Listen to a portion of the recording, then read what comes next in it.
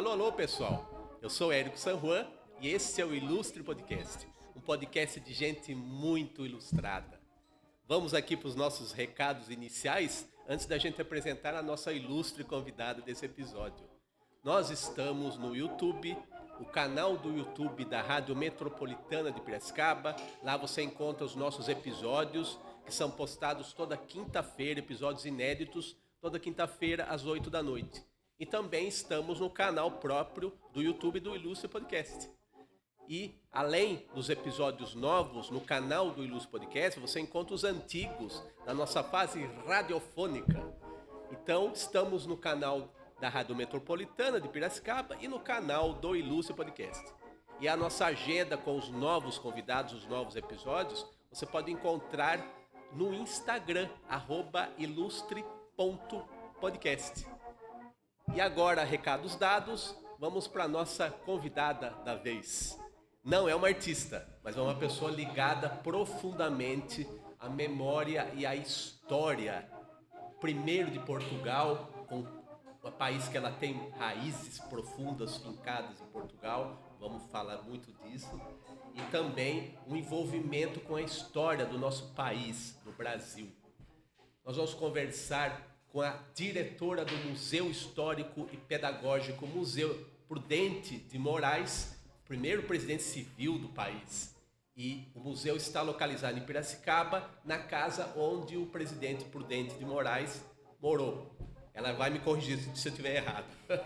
A nossa convidada, Ana Torrejais. Aplauso. Sinta-se aplaudida pelo pessoal que está vendo a gente no YouTube, Ana. Bem-vinda. Obrigada, Érico. Obrigada, primeiramente, pelo convite. É uma honra estar aqui, né? A honra é nossa. E, bom, vamos iniciar aqui a nossa conversa. Estou à disposição para tudo aquilo que necessitar saber do meu percurso. Não me sinto assim tão ilustre, né? Mas, enfim. Aceita que dói menos. Muito bem, muito obrigado mais uma vez, Ana. E como eu falei aqui nessa breve introdução, você é de Portugal. Quem não notou ainda é porque não ouve muito bem. Conta pra gente a sua vida, pelo que nós conversamos, né, anteriormente, né, a esse papo aqui. É uma vida, você é uma pessoa profundamente ligada às suas raízes. Sim. E isso se reflete no seu trabalho, né? Sim. Então, já pode colocar o primeiro slide aqui, Danilo? Aqui tem uma série de palavras-chave, de hashtags, que tem palavras de lugares, de pessoas que você conhece muito bem, de cidades. Sim. Então, eu queria que você contasse as suas relações familiares que foram determinantes para a sua trajetória profissional. E essas palavras aqui, essas hashtags, dizem muito desse início de percurso que iria determinar a sua vida, né? Então conta pra gente das suas origens. Sim. Então, Érica, nós falamos um pouquinho sobre isso antes, né? Fizemos uma prévia. Agora o pessoal vai saber. Todo mundo que está nos vendo vai saber. Sim. E, bom, enquanto criança eu cresci num ambiente rural, né? Profundamente marcado por tradição portuguesa, no centro do país. Apesar de eu ter nascido em Lisboa, nunca residi em Lisboa, mas morava na região centro, um ambiente rural, num concelho chamado, depois, mais tarde, Ferreira do Zezer, né? Que é a terra de origem... Que é essa palavra aqui, isso, que você só me permite a interrupção, que você comentou comigo, mas... Há palavras que ouvidos brasileiros não captam com a presteza que deveriam. Sim. Então, foi até difícil pesquisar essa palavra e grafá-la corretamente, né? Então, você está endossando aqui que a minha pesquisa não foi ruim, não. Eu fui bem sucedido em grafar essa palavra. Conseguiu. Ferreira do Zezer. Porque é diferente a nossa pronúncia, né? Português de Portugal. Mas, enfim, então esse município rural, né, que é o município de origem da minha mãe, ele é muito marcado pela tradição portuguesa e tem vários vestígios de património. Então, eu cresci em contacto com tudo isso, né, Érico? E foi algo que me despertou uma sensibilidade desde sempre pelas questões do património, pela tradição. Você está cercada de memória e de história, né? Exatamente. Então foi algo que mexeu desde muito cedo com a minha sensibilidade para essas questões. Não é? Enfim, quando eu resolvi ingressar, não é, depois na faculdade, mais velho, eu já estava vivendo realmente nesse município. Porque eu Isso ainda em Portugal. Isso é tudo em Portugal. Sim. Não é? Eu vivi em várias cidades, acabei por me estabilizar antes de vir para o Brasil nesse município que era o da origem da minha mãe, de Ferreira do Zezer. Eu acabei por escolher então uma área para me dedicar profissionalmente, que é a área da conservação e restauro. Né? Que ali foi um curso bem extenso, de 5 anos de formação, que ali ele é multidisciplinar, então várias vertentes se conjugam. Tem a história, tem a arte, tem também a componente das ciências exatas, enfim. E foi através desse primeiro contacto, não é, da faculdade, que eu comecei então cada vez mais a aprofundar os meus estudos do património. Isto eu tinha 20 anos quando eu comecei, então eu tenho 40, faz 20 anos que eu trabalho com essas questões. Né? E essa faculdade é localizada na cidade de Tomar, que é bem pertinho desse município de Ferreira do Zezer, que é por si só... Esse eu achei. Você achou, eu né? Achei. O Google me ajudou. Ajudou, é uma cidade muito bonita, uma cidade medieval, né? E então tem todo um património muito rico, também todo um enquadramento histórico muito interessante. E nessa cidade existe um complexo patrimonial muito famoso, que é considerado Património Mundial da Humanidade, que é o Convento de Cristo. Então, esse Convento de Cristo ele tem uma origem medieval, ele remonta ao ano de 1160, foi fundado pelos Cavaleiros Templários, aí evoluiu, né, foi crescendo cada vez mais ao longo dos séculos seguintes, e foi nesse primeiro complexo patrimonial que eu dei, primeiramente, os meus primeiros passos, né, na área do património como guia, ainda estudando. Depois, à medida que eu fui avançando nos estudos do património, no curso de Conservação e Restauro, eu aprofundei-me cada vez mais no património, fiz um levantamento patrimonial exaustivo do Conselho de Ferreira do Zezer, foi um trabalho que foi premiado, foi publicado, enfim, foi essa primeira grande etapa da faculdade, né, que me ocupou até o ano de 2007, sensivelmente, que eu estudei a área do património. Isso é só a primeira etapa, hein? É. Uma pessoa profundamente curiosa, né? Curiosidade é o seu nome, né? Eu sou curiosa e eu gosto muito daquilo que eu faço. Então, isso tem-me ajudado ao longo da minha vida, no meu percurso profissional, que eu encaro com estilo de missão. Então, não vejo só como uma mera profissão, senão eu já teria desistido, porque é difícil trabalhar na área da cultura. Há muitos estímulos para a gente não continuar. Exatamente, mas eu encarei sempre como estilo de missão, no sentido de, não, eu reconheço que este património é importante, que ele traz uma memória agregada, que essa memória, para ser vivida, ela tem que ser transmitida, como valorização dos meus antepassados e como necessidade de herança para as gerações futuras. Então, é com esse espírito de missão que eu me dedico sempre às questões do património, sejam eles na vertente que forem, porque o património é um guarda-chuva, não é? Um enorme ombrelone que abarca várias vertentes, desde as manifestações materiais até às imateriais, do nosso folclore, as nossas tradições. E dentro das materiais, todos os estilos possíveis. Nós temos, não é, que nem eu falei, o património medieval, dos castelos, que nós temos geralmente associado, né, à cultura europeia, ocidental. Né? Ou o componente mais industrial, que foi para esse depois que eu também transitei quando eu terminei os meus estudos na faculdade. E esse componente industrial, a gente já vai ter esse contato no próximo painel. A próxima palavra-chave, que também tem a ver com a sua família, é o trem, a ferrovia, o comboio, o maquinista, o seu avô, o seu pai. Então, dentro do patrimônio, da noção de preservação de patrimônio, o trem, que em Minas o pessoal fala trem para qualquer coisa. Pra qualquer coisa. Você sabe disso. Sim. Mas o trem, no seu caso, é um componente até do seu imaginário de muitos anos que remete à sua família, né? Então, a sua família, nesse na ferrovia, no trem? Qual que é o envolvimento da sua família e depois você incorporou isso no seu trabalho? De que forma? Então é bem interessante. Enquanto pelo lado da minha mãe eu fui buscar as tradições, né, da terra, das gentes, do patrimônio, das casas, né? Pelo lado do meu pai, eu puxei também outra sensibilidade do patrimônio para o lado da ferrovia. Meu pai agora está aposentado, maquinista ferroviário. Já era também, por ele mesmo, filho de um ferroviário. Meu avô era ferroviário, assentava trilho.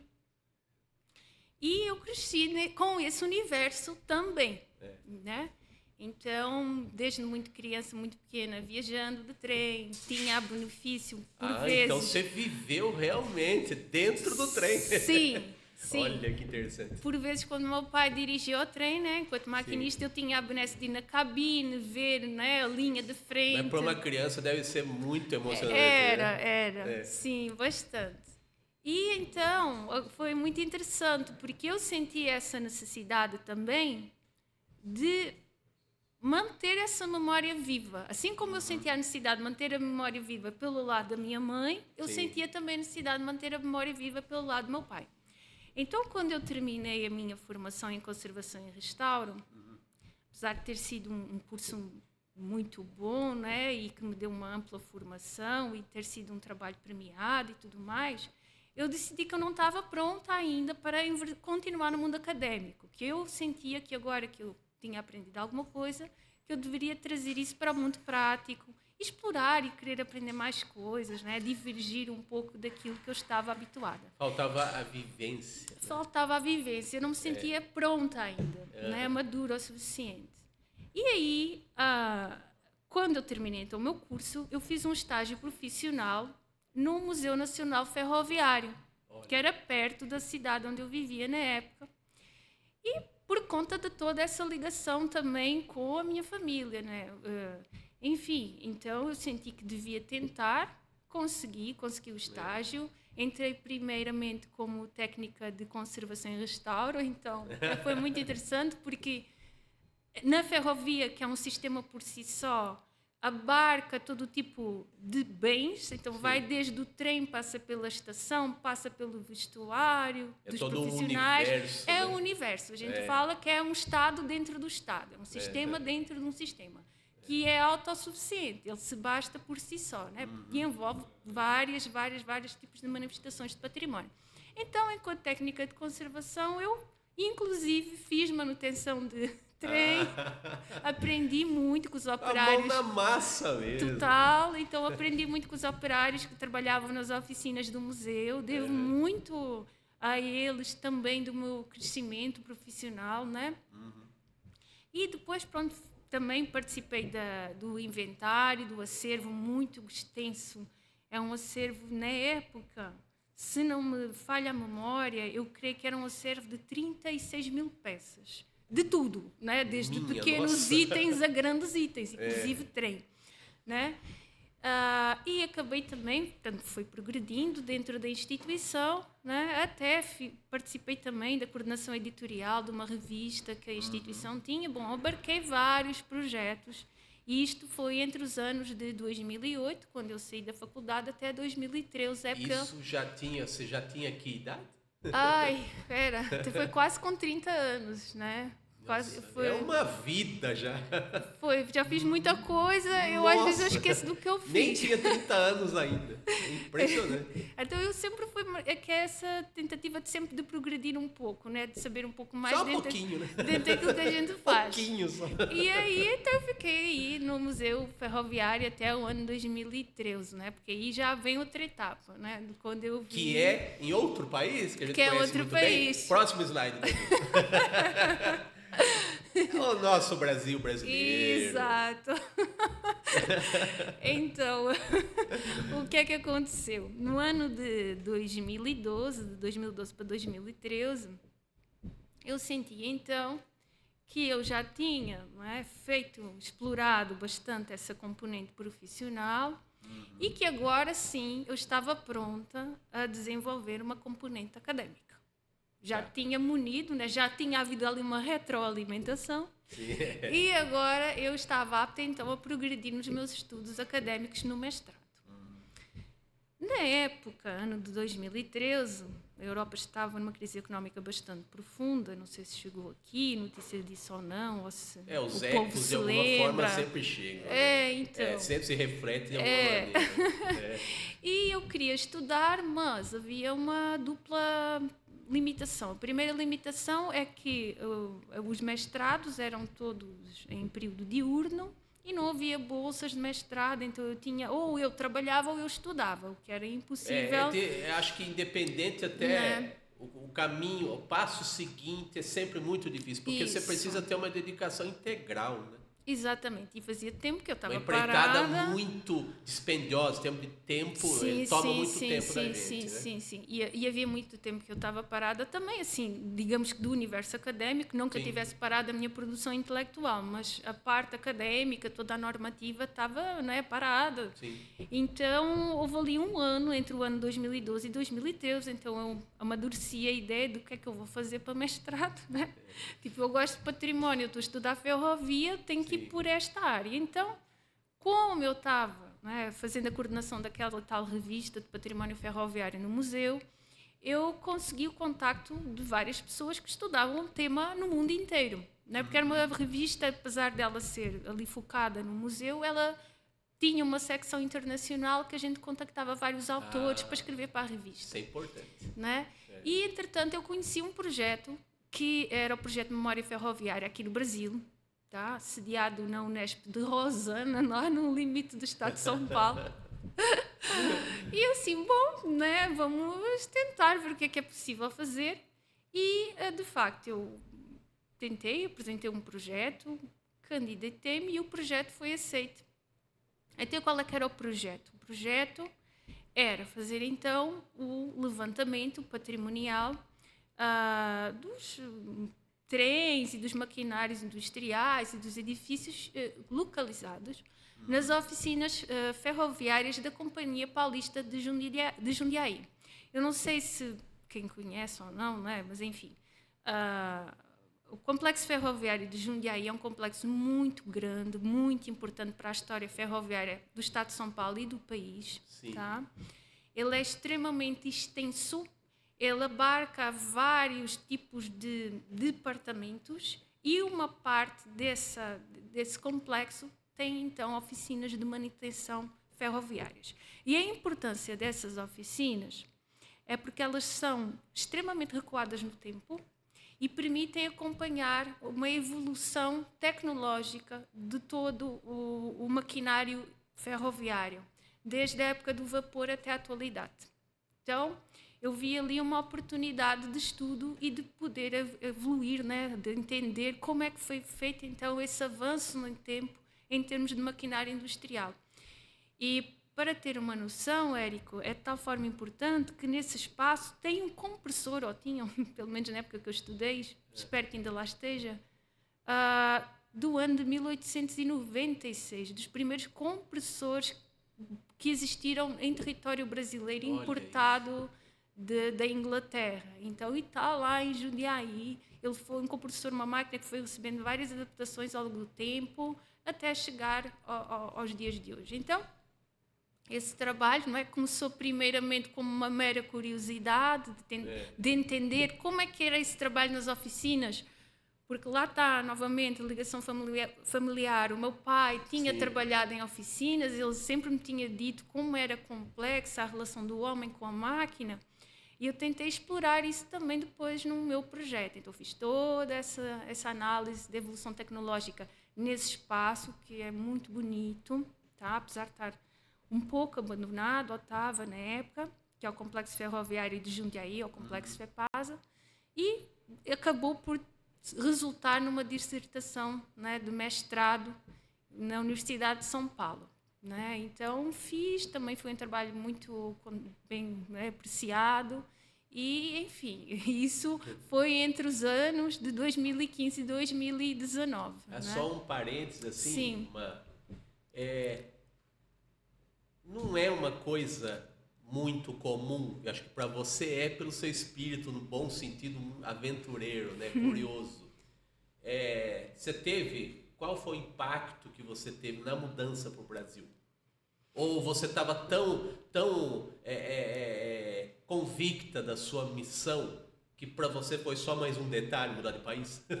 Olha, foi uma grande mudança. Bom, mas deixa eu pensar como é que eu consigo traduzir isso de uma maneira assim mais linear possível. Bom, eu estava muito convicta que eu queria continuar a estudar e que seria naquela área necessariamente porque, né, havia uma continuidade daquilo que eu estava fazendo. Sim.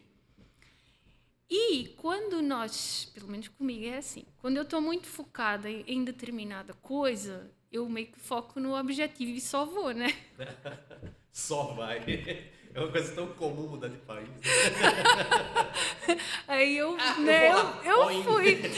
Dá um pulo no oceano e chega no Brasil. Aterriza no Brasil. Então, nesse ano, né, entre 2012 e 2013, foi necessário toda uma organização pessoal, profissional, acadêmica para fazer essa mudança. Não, claro, estou brincando, mas né? Não é fácil. Só que, né, eu nunca tinha estado aqui no Brasil. E nós, né, temos, por muito que eu não, né, que a gente tente ser uma pessoa clara, e racional e ver para crer, como eu costumo dizer, né, eu valho muito dessa máxima do ver para crer. A ideia que eu tinha não era necessariamente a realidade que eu encontrei, né? Não, em geral acho que não é. Né? Mas nem falo por aspectos negativos, não, porque claro, é assim. A gente idealiza, de alguma maneira. Exatamente, a gente idealiza, né? Porque né, uma coisa que me surpreendeu muito, muito, muito logo de cara foi a dimensão. Porque Portugal é minúsculo ao pé do Brasil. A Europa inteira cabe dentro do Brasil. No próprio estado de São Paulo, né? Exatamente. Você encontrou um projeto das estradas de ferro, das ferrovias, que a extensão daquilo dentro do estado de São Paulo é enorme. Deve ser uma coisa estratosférica para sua visão de portuguesa. Sim, né? sim. Né? E então, por exemplo, a metrópole, São Paulo, cidade de São Paulo, ela tem 13 milhões de habitantes. Portugal inteiro tem 13 milhões de habitantes. É por aí, gente. Então, por aí, a gente já vê que tem uma certa diferença. Coisa. Então, quando eu vim para um projeto que ainda mais que estuda ferrovia, eu meio que fui obrigada a viajar bastante dentro do estado. E aquilo que antes para mim era uma viagem longa, tomou outra noção de escala. Uma epopeia, né? Porque quando eu, por exemplo, quando eu vi, né, que eu fui morar para Campinas e quando eu me vi na obrigatoriedade de ter que viajar uma vez por semana para Assis, que era onde eu era a minha sede de projeto, eu vi que a minha noção de escala se tinha alterado por completo. Né? A quantidade de horas que eu demorava para chegar, né, no meio do estado de São Paulo, porque Assis... Deve ser assustador num primeiro momento, pra mas mim foi. Na dimensão total deve ser fascinante. Exatamente, porque depois no combo da experiência, né, a gente teve o quê? Teve essa questão da escala, da distância, teve a questão de eu não tenho tanto património histórico, porque né, é um país de colonização recente, né? Mas, por outro lado, eu tenho uma dimensão natural e de diversidade cultural sem precedentes. Então, isso me trouxe uma riqueza e uma profundidade maior aos meus estudos. Porque, de repente, eu que estava habituada, né, a uma certa constância dentro das manifestações culturais, eu aqui me deparei com uma grande diversidade de culturas convivendo nos mesmos espaços, né? De uma forma mais ou menos harmônica, claro. Né? Literalmente se ampliou os horizontes. Muito. Então, eu que vim para estudar o património industrial / ferroviário, acabei por encontrar muitos pontos de contacto com outros assuntos que eram do meu interesse dentro dessa área. Né? Então, tudo se ampliou. Maravilhoso. Vamos para o próximo slide aqui. já a sequência da nossa aventureira aqui. Aí temos uma etapa aí que você já começa a chegar mais perto de onde você está hoje, né? Até geograficamente, sim, né? Sim, que sim, passa num momento aí especial que você ampliou o horizonte, mas de repente você se viu num projeto de uma dimensão menor e que não deixa também de ter o seu fascínio, né? Foi. Temos aqui as hashtags, aqui uma delas é o Gustavo Teixeira, que dá nome a um museu na cidade de São Pedro, museu para o qual você prestou os seus serviços. Isso. Né? Conta aí da sua atuação no Museu do Poeta Gustavo Teixeira. Do poeta Gustavo Teixeira. É engraçado porque a cidade de São Pedro, ela gira em torno do Gustavo Teixeira. Sim. Tudo é Gustavo Teixeira porque realmente marcou muito, né, iconicamente ali a cidade. Então, foi o seguinte, quando eu vim para o Brasil, né, só puxando um pouquinho a fita atrás... Sim. Num passado não muito distante. No passado não muito distante, né, eu acabei por passar por várias cidades, residir em várias cidades. Então morei em Campinas, estudei em Jundiaí, Assis. Sim. Depois eu fui morar para São Paulo. E, entretanto, por questões pessoais, eu acabei por, no último ano de mestrado, ir morar para São Pedro. Né? Então eu saí de São Paulo, mudei de Santo e fui para São Pedro. Cidade é um salto, né? Então, São Pedro, para quem não conhece, é uma cidade, é um município bem pequenininho, né? Aqui do interior do estado de São Paulo. Vou usar uma palavra aí que acho que os portugueses gostam. É um município aprazível. Aprazível, bem pequenino, muito aprazível, porque tem muita cachoeira. Já estou fazendo aqui a propaganda para o turismo de São Pedro. Tem cachoeira, Jaracatiá e por aí vai, né? E é um ambiente muito rural. É interessante, quando eu cheguei lá, encontrei muitas relações, né? Várias memórias afetivas engatilharam por conta da minha origem lá atrás, né? Que a gente conversou no início, no início da nossa conversa. E eu estava terminando o último ano do mestrado e é aquela coisa, né? Agora eu tenho que trazer as coisas para a prática, que eu sempre faço essa necessidade de trazer as vivências, né? De viver o que eu estou estudando. E então eu consegui, né? Entrei como prestadora de serviços no Museu Gustavo Teixeira, que é um antigo agrupamento escolar, que foi convertido em museu. E entrei, né, como, novamente, técnica de conservação e restauro e acabei por fazer conservação e restauro, inventário, né? Eu noto na sua trajetória que você sempre dá um algo mais, você sempre faz mais do que a sua função primeiro. Faço, é defeito. É defeito da pessoa que é irrequieta. Ou não, né? Depende do ponto de vista. Então, mas sempre é assim, de facto.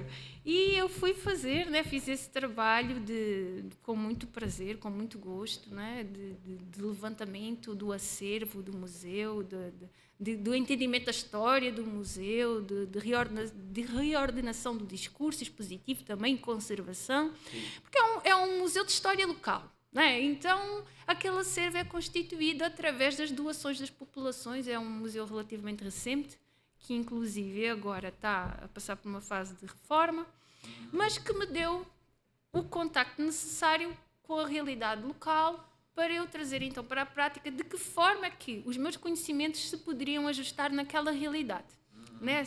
Sem ferir suscetibilidades, porque nós estamos a falar de territórios pequenos, de outro tipo de consciências, de outro tipo de culturas, então a gente não pode entrar a matar, né? É necessário toda uma adaptação.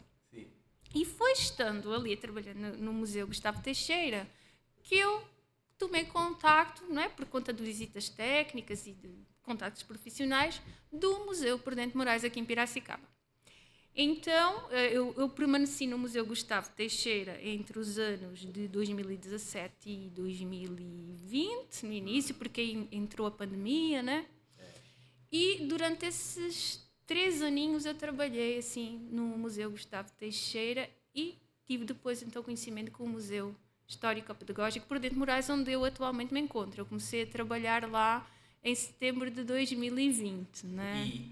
E esse é o próximo slide. É o próximo. A nossa, de uma cidade a outra, tão próximas, tão ligadas, e a nossa cidade que teve como moradia o primeiro presidente civil do nosso Brasilzão de meu Deus. É verdade. Então, conta aí da sua trajetória no Museu Prudente e o que te mexeu, assim, ele encaixou no seu sentido de missão? Encaixou. Você teve que desenvolver, eu imagino que sim, mas assim, sei que responde. Você teve que incorporar ainda outros tipos de vivências e de aprendizados numa situação que depois você não entrou como diretor, você veio a ser depois de algum tempo no museu. Sim. Então, conta desse trajeto aí, da chegada até ao seu cargo atual de diretor. Bom, foi interessante porque a primeira vez que eu conheci o museu, eu ainda estava a trabalhar no Gustavo Teixeira, né? E eu fiquei impressionada, de verdade, pelo facto de ser um museu também de história local, sim, que apesar de tudo se liga com a história nacional, né? Por conta do patrono. Exatamente. Né? Mas aquilo que me chamou a atenção de imediato foi como é que um museu de história local tem esta importância e esta imponência, porque em termos de museografia e de discurso expográfico, era um museu muito bem concebido e estava muito bem conservado. E assim, caramba, realmente, olha que houve aqui um investimento bom, né? Legal em termos de... Então foi uma surpresa agradável. Foi uma surpresa, porque eu estava naquela realidade do Gustavo Teixeira, né? Que é outro tipo de museu. Sim. Né? E quando eu vi o Prudente Moraes, eu olha, nossa, que interessante, né? E tem um corpo sólido de funcionários, um trabalho realmente sério que está sendo feito aqui. E, entretanto, na época a diretora, a Renata Gava, que é minha amiga, eu adoro ela, até hoje tenho um ótimo relacionamento com ela, né? Ela me comentou, olha, vai abrir aqui, né, uma vaga para conservadora, porque tu não tentas, né? A gente sempre tenta. Eu, entre outros candidatos, né? Perguntou para quem, né? Para pessoa. Eu tô nessa. Né? A gente presta, faz, que nem tudo foi sempre, né? Nunca foi por benesse. As coisas que eu fui conseguindo sempre foi prestando prova, né? Prestando prova do meu conhecimento e do meu serviço e, bom, enfim. Então, eu prestei uma vez mais prova, né? E consegui entrar... As provas dessa vida. De novo, né? E consegui entrar, então, como conservadora, prestadora de serviços, tá? No Museu Prudente Moraes, com a incumbência, então, de fazer a conservação preventiva do acervo e a continuar a catalogação, o inventário, e isto em setembro de 2020, e eu vi, nossa, era muito acervo também. Então, hoje em dia a gente está com uma quantidade assim, de 15 mil itens, aproximadamente. À época estava catalogado em 12 mil, mas depois com as aferições, eu creio, a gente já está pertinho dos 15 mil. Você está acostumado a lidar com acervos muito gigantescos, numerosos, né? Numerosos. Claro que a gente não faz sozinho, a gente aprende, claro, né, claro, a articular com as pessoas e a pôr etapas no nosso trabalho, senão não dá certo. Sim. E assim foi. Comecei a fazer conservação, fiz o inventário, estabeleci o plano de gestão das coleções, que era algo que não havia. Né? Depois ainda mudou a gestão, né? Eu continuei no museu, graças a Deus, ainda como prestadora de serviço. Aí organizámos também um curso de conservação de acervos, fizemos várias atividades, assim, eu fui ampliando de novo o meu ramo, né, o meu leque de opções, o meu ramo de atuação. Então... E é curioso, né, porque você disse que já havia um trabalho em curso há muito tempo, bem organizado, estruturado, e mesmo assim, isso sempre é exigida uma nova, uma atuação mais fortemente profissional mesmo, né? Profissionalizada. Isso, né? Porque assim, o trabalho de inventário é um trabalho de catalogação, inventário, enfim, é um trabalho que não termina, ele requer sempre uma atualização, porque, por exemplo, hoje a inventaria, olha, é um copo de água, né? Numa primeira etapa de inventário. Boa deixa. Né? Boa. Saúde. Numa segunda etapa, eu digo assim, né? Eu vou inventariar, nossa, para que é que servia este copo? Numa terceira etapa, eu vou dizer, será que existem outros copos semelhantes? Então, Sim. é algo que vai crescendo dentro de uma mera listagem de acervo. Então, há sempre uma necessidade de acréscimo de informação e de pesquisa acerca daquele objeto. De fato, não tem fim mesmo. Não, porque a Tem pesquisa... muitas ramificações e a todo Isso, momento. exatamente. Né? E o próprio trabalho de conservação também não, porque a conservação, antes de mais, ela deve ser preventiva. Então, é evitar que o dano surja. E para evitar que o dano surja, a gente tem que controlar as condições ambientais em que o objeto está, né? Ou tem que fazer uma manutenção do objeto. E isso a gente não pode fazer uma vez na vida. Né? Não, isso é importante, né? Manter. E você remediar, você previne, né? Exatamente. E daí tem outra componente muito importante, que é, para além desse nosso trabalho interno que a gente faz, começar a desenvolver uma consciência junto da comunidade para essa importância. Senão as pessoas nunca saem daquela ideia de que é museu, só tem coisa velha, faz uma vez um inventário, não precisa fazer de novo. E também, né? Isso não é comigo, deixa lá com eles. Exatamente, que eles fazem, ou né? faz de qualquer forma, não é preciso uma intervenção especializada, qualquer um pode fazer. Sim, Então, com essa necessidade de formar consciência, foi aí que, olha, vamos fazer um curso, primeiro para as instituições parceiras, para verem como é importante essa manutenção preventiva e que existem princípios para os quais a gente tem que olhar antes de intervir no objeto. Né? Então, aí começámos a abrir o leque das opções, né? Fazendo esses cursos e esse plano de gestão de coleções. Então, e daí foi embora, né? Muito serviço andando. E em curso, o que você considera que seja a marca da sua gestão? O que você quer contribuir conscientemente para a evolução dos trabalhos, para a continuidade dos trabalhos do museu? Esses nomes de lugares públicos são enormes, né?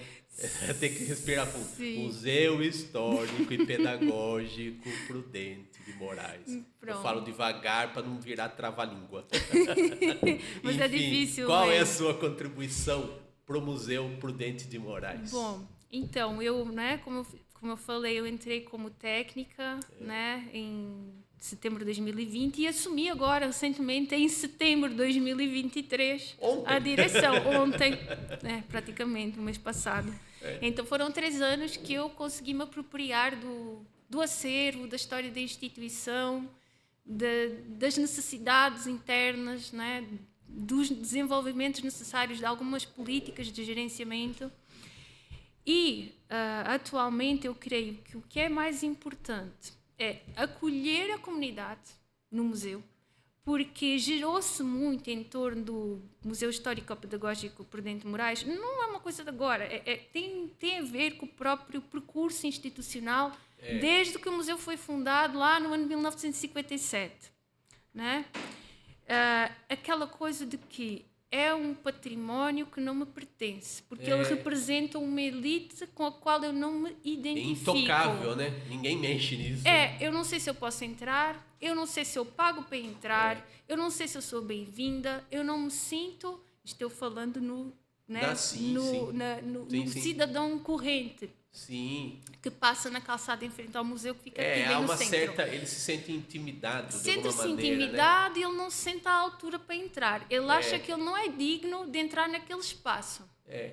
E isso é muito triste, porque é um espaço que quer contar a memória, não só uma história, mas uma memória de uma cidade que teve, né, a feliz coincidência de abrigar ali naquele mesmo espaço a residência do primeiro presidente civil da República Brasileira. Então, o que é que eu acho que é importante? Que o museu abra realmente as suas portas, não só para que a pessoa entre, mas para que ela se sinta realmente acolhida ali dentro. Não é só um entrar por entrar, é que ela se sinta acolhida. Para isso, o que é necessário fazer-se? Em primeiro lugar, que o museu tenha um respaldo das suas instituições congêneres. Ele já é reconhecido, ele integra a Rede Paulista de Museus, o sistema CISEM, ele integra o Instituto Brasileiro de Museus, o IBRAM, ele integra até a Rede de Museus da Presidência da República. Tá? Então, ele está muito vinculado.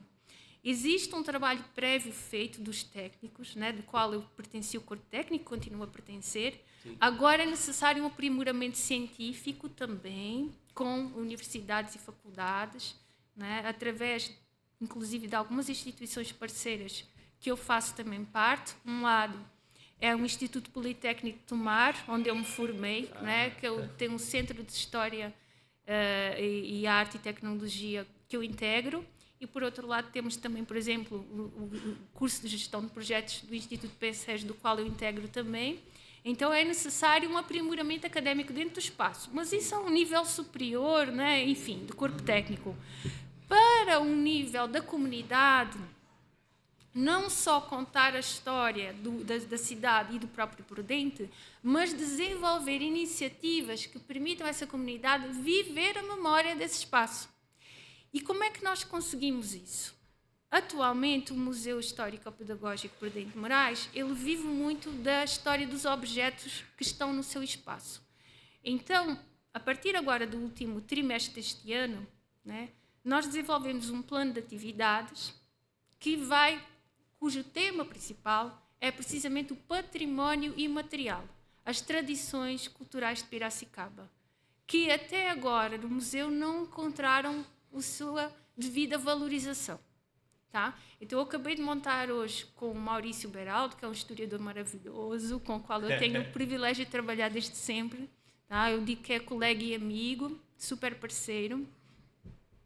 Nós acabamos de montar hoje, vai ser divulgado a partir da manhã, o plano... Só uma coisa. Sim. O podcast, a gente grava para ir em algumas semanas no ar, né? Tá. Então, o nosso tempo aqui no YouTube é uma coisa meio maluca, né? Então tá, hoje... Então pode ser que quando a gente divulgar, quando a gente colocar no ar o episódio, muita coisa que você está falando pode estar sendo realizada ou já foi realizada, né? Então, provavelmente já deve estar correndo a divulgação dos eventos, né? Isso, porque nós vamos, então, trazer, né? Fechamos uma programação até o final do ano, sim, em que agora, no mês de outubro, nós tivemos o Dia das Crianças, que foi várias atividades voltadas para crianças em torno do património ainda edificado de Piracicaba, mas agora no dia 31 de outubro, não sei se já saiu ou não, já podcast. Foi. Para o nosso tempo do YouTube. Aqui. Pronto. Vamos ter ou tivemos, né? Para quem vai ouvir. O Ivair Souza, que é um contador de histórias, que é nosso parceiro, com o qual nós já trabalhamos recorrentemente, que vai fazer um especial Halloween, uma noite nos museus, em que ele vai trazer algumas lendas do imaginário piracicabano, como, por exemplo, em Ala Seca, a lenda da Noiva do Rio, que são contos assim um pouco mais assombrosos, e vai contar à noite dentro do museu. Isso é algo que já acontece recorrentemente, tá? Só que vai ser uma edição especial Dia das Bruxas, né? Halloween, dia 31 de outubro. Mas o bom é que é o tipo de trabalho, sim, que vai voltar em outras oportunidades, com certeza. Vai. Ele vai voltar com e esse certeza. Tipo de trabalho vai acontecer em outras ocasiões. Sim. Né? E em novembro nós vamos ter o Tony Azevedo, do Bloco da EMA. Ele vai fazer uma oficina de tambores para crianças também e adolescentes. Vamos ter também Natália Boni, que é yoga para crianças também, através da contação de lendas de Piracicaba, em que ela vai introduzir algumas posturas de yoga através da contação dessas lendas. E no mês de dezembro, então, a roda de viola caipira com alguns violeiros, né, cururu, aqui da tradição piracicabana, que também vão estar no museu. Dentro do museu, Dentro do museu. Isso só reforça essa mentalidade... essa mentalidade que está sendo vivenciada, está sendo implantada, digamos assim, de que deixar de lado essa mentalidade de que o museu é um depósito de coisas velhas. Isso. Então, a história do Prudente é memória, mas as memórias da nossa história, elas continuam vivas dentro do museu, né? Sim. É muito o abandono daquela ideia que, por vezes, pensa história é algo como rígido, né? E enquanto que a memória é algo vivo, dinâmico. Sim. Então, é trazer essas vivências para dentro do espaço do museu. não é? Porque se nós alicerçarmos o museu somente à figura do Prudente de Moraes, ela fica uma instituição muito enrijecida. O Prudente é um ponto de partida Exato. para que se integre a Exato. cidade, né? Isso. No museu, na instituição. Sim. Né? E que se volte para todas as comunidades, não Sim. só as do centro, mas igualmente as periféricas, nessa diversidade cultural que eu encontrei aqui no Brasil, né? Para que todos, de facto, se sintam democraticamente representados. Porque isso muitas vezes falha dentro das instituições, quando elas têm um caráter muito fechado, né? Ou, às vezes, tenta assim, dizer que sim, nós, né, somos apologistas da diversidade, mas é algo mascarado e que não está acontecendo de fato. E aqui no Brasil, infelizmente, a palavra instituição, eu acho que ela tem uma carga muito pejorativa para o povo, porque a gente associa a coisas, a desmandos diversos e tudo mais, a gente sabe, né? E instituição fica uma coisa muito sacralizada. Sim. É o que faz o povo ter medo de entrar no museu, por exemplo. Né? E então, exatamente. E ao convidar pessoas, oficineiros, artistas, músicos, Sim. que eles têm essa pegada, né? Como se diz aqui, mais dinâmica, mais fluida, né? Que bebe tanto das tradições. Piracicaba é uma cidade que ela tem tanta tradição, tanta diversidade. Ela tem a diversidade da cultura caipira. Ela tem a diversidade da cultura africana, né? Dos quilombolas. Tem tanta coisa aqui. Tem as próprias tradições dos povos do Nordeste que estão aqui né, implementadas na cidade. Vai ter o Festival do Coral também. Sim. Então, eu sei lá, tem tanta expressão musical, tanta expressão gastronómica, tanta cor, tanta vida. Então, por que não trazer isso para dentro do museu? Quem vai no domingo na Rua do Porto, no Largo dos Pescadores, absorve tudo isso.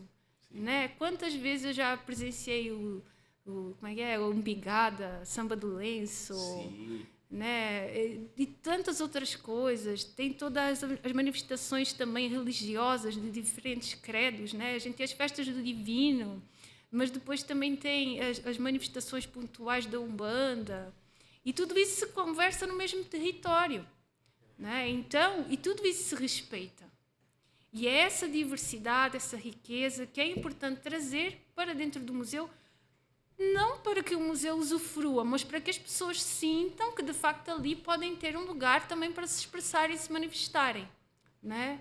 Então, é um meio que essa necessidade de acolhimento.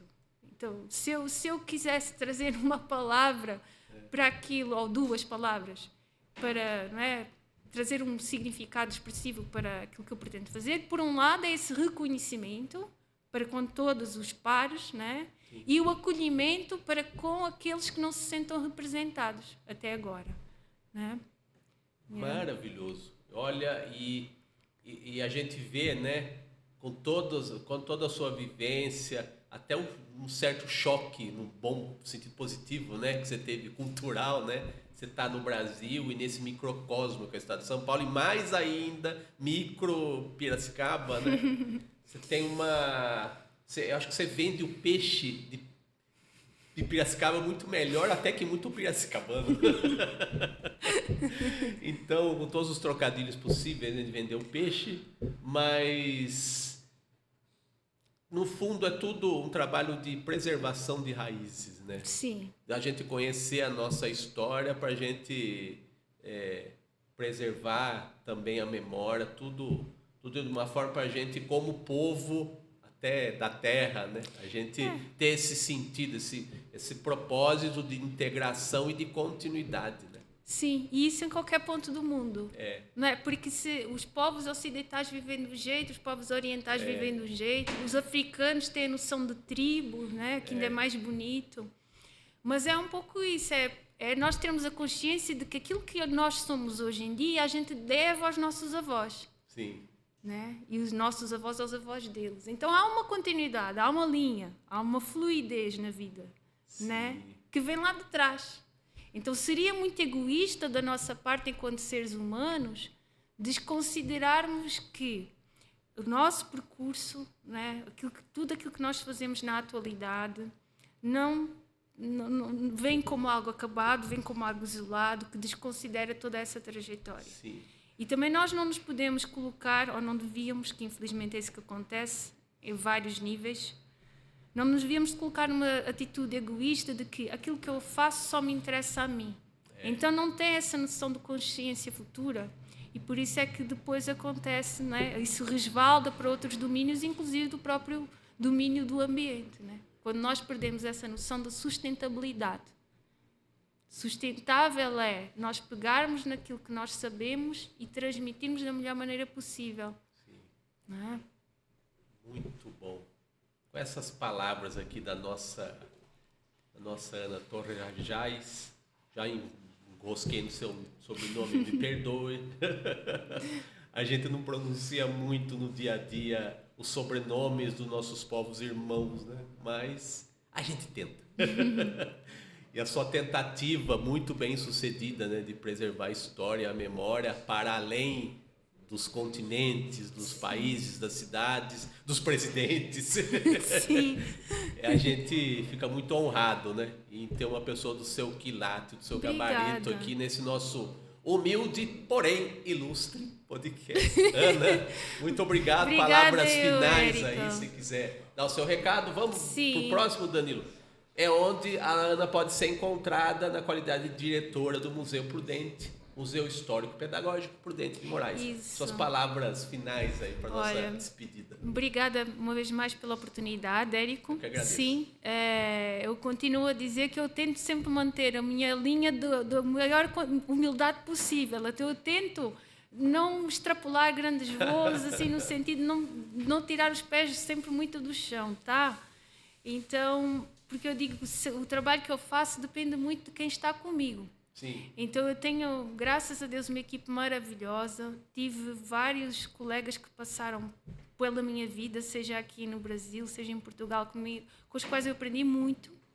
Né? E hoje eu tenho uma equipe maravilhosa que me ajuda imenso também nessa minha função. Né? Que ainda Afinal, missões envolvem exércitos do bem. Exatamente. Então, de nada nós somos se não tivermos quem nos ajude.